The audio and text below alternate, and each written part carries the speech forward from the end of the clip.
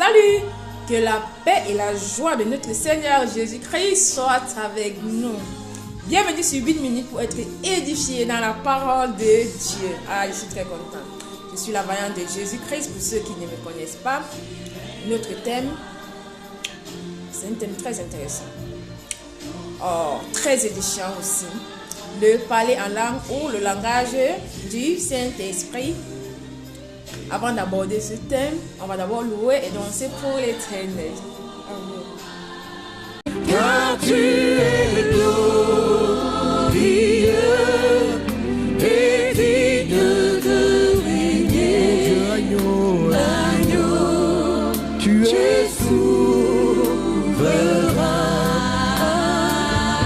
Nous élevons nos voix. Nous élevons, oui, mon Dieu, nos voix pour l'adorer. L'agneau, Jésus. Merci, pasteur et les chantres.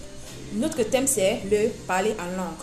Ce thème est très vaste. On va essayer de le faire en partie et on va appeler la première partie l'introduction. C'est quoi le parler en langue? Est-ce le charabia caractérisé par les églises dites de réveil?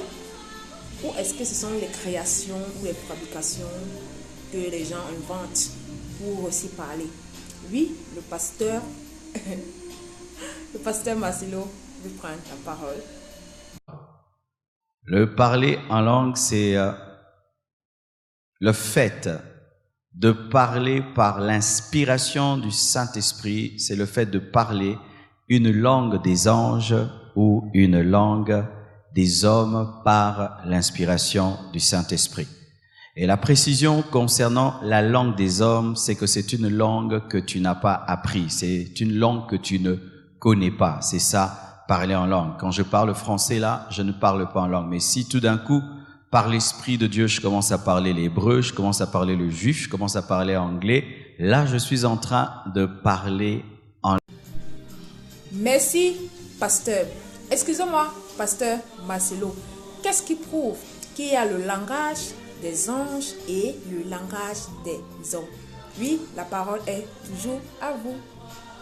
1 Corinthiens 13, verset 1, nous prouve qu'il y a la langue des anges et la langue des hommes. Paul dit, « Quand je parlerai les langues des hommes et des anges, si je n'ai pas la charité, je suis un airain qui résonne ou une cymbale qui retentit. » Paul reconnaît qu'il avait la capacité de parler la langue des anges et la langue des hommes. Merci, pasteur Marcelo. En fait, comment sont nés les dons du Saint-Esprit? Ou du moins, comment ont-ils apparu? Oui, pasteur François Madina. Les Actes des Apôtres, chapitre 2, le verset 1. La Bible dit, le jour de la Pentecôte, ils étaient tous ensemble dans le même lieu. Donc tous, c'est les apôtres, des disciples, des femmes, les frères de Jésus, au nombre de 120 personnes. Tout à coup, il vint du ciel un bruit comme celui d'un vent impétueux, et il remplit toute la maison où ils étaient assis. Des langues semblables à des langues de feu leur apparurent, séparées les unes des autres, et se posèrent sur chacun d'eux. Et ils furent tous remplis du Saint-Esprit, et se mirent à parler en d'autres langues, selon que l'Esprit leur donnait de s'exprimer. Alléluia. Merci, pasteur. Quand on dit prier en esprit, ça veut dire même quoi? Oui, pasteur Mohamed Sanogo, la parole est à vous. Paul dit, le prier par l'esprit là, c'est la prière en langue. Il dit, quand je prie en langue, je prie par l'esprit. Merci, pasteur. Comment recevoir les dons du Saint-Esprit?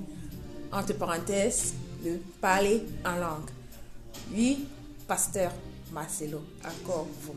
Mais une chose capitale, pour recevoir les dons spirituels, tu dois recevoir Jésus. Quelqu'un qui n'a pas Jésus-Christ ne peut pas recevoir les dons du Saint-Esprit. Celui qui n'est pas disciple de Jésus-Christ ne peut pas parler en langue. Merci, pasteur. Quels sont les miracles qui accompagnent ceux qui auront cru en Jésus-Christ. Oui, le pasteur Stéphane Kadi va nous répondre. Voici les miracles qui accompagneront ceux qui auront cru.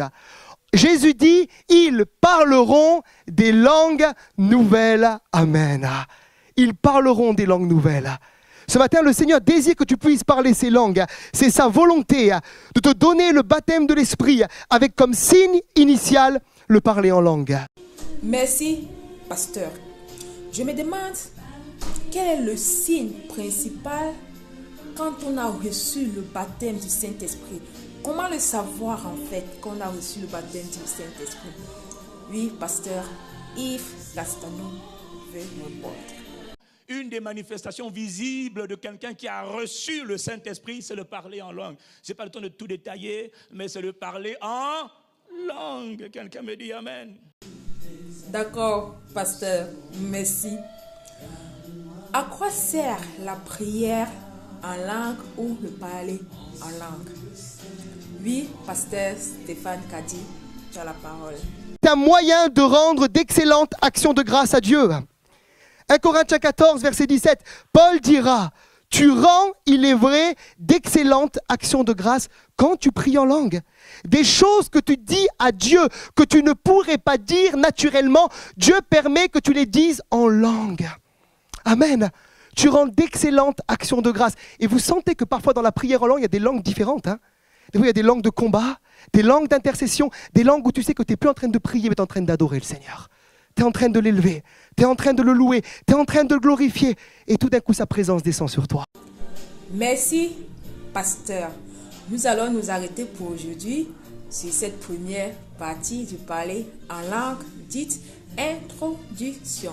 Ne ratez pas les prochaines parties. Elles seront aussi très, très édifiantes. Nous allons prier pour la fin. Mais surtout, n'oubliez pas de partager et d'aimer. Pourquoi pas commenter. On va prier pour la fin avec ce cantique de remerciement de notre Seigneur Jésus-Christ. Bye bye. Viens mon âme,